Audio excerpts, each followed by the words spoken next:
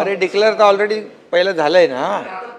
आता सगळे पैसे एकदम हातात कसे मिळतील? जागा पाहिजे की नाही जमा करायला. यामध्ये एकाच सभापती महोदया, लाडकी बहीण योजना तुम्ही म्हणाले बंद होणार ती आपण सुरू ठेवलेली आहे. युवा प्रशिक्षण सुरू आहे. शेतकरी सन्मान योजना सुरू आहे. लेक लाडकी लखपती योजना आपण जी 5,000 पासून सुरू केली.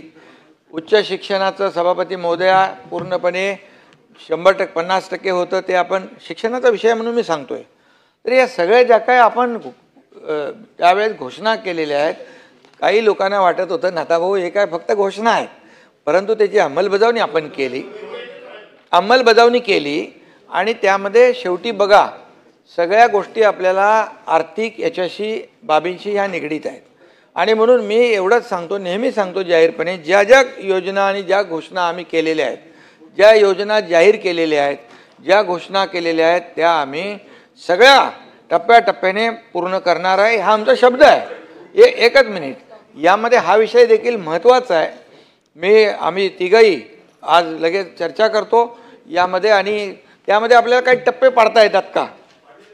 नाही, या ज्या आपण एकदम काहीतरी जास्तीचे पैसे लागत आहेत,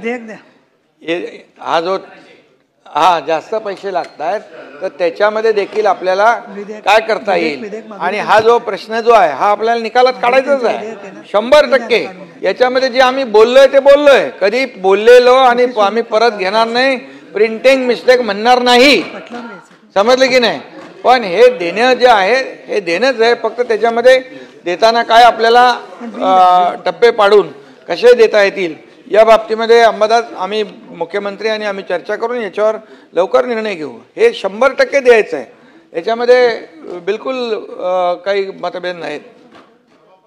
ठीक आहे. मला असं वाटतं आता हे पहा, आता नाही किशोरजी दराडे, आपल्या नेत्यांनी बोलल्यावरती परत प्रश्न विचारायचा असतो का? तुम्ही स्वतः समजून घ्या ना काही. नाही, आता आपण विधेयकाकडे जाऊया. तुम्ही हे पहा, नाही एक